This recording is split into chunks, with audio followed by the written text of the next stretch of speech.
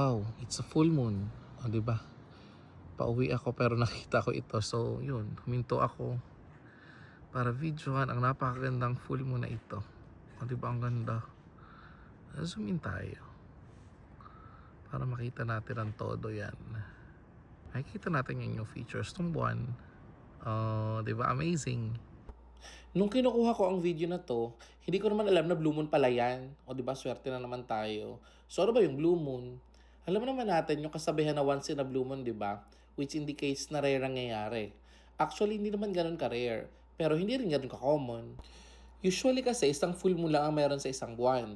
So kapag may pakalawang full moon within the same month, yun ang tinatawag na blue moon. O diba?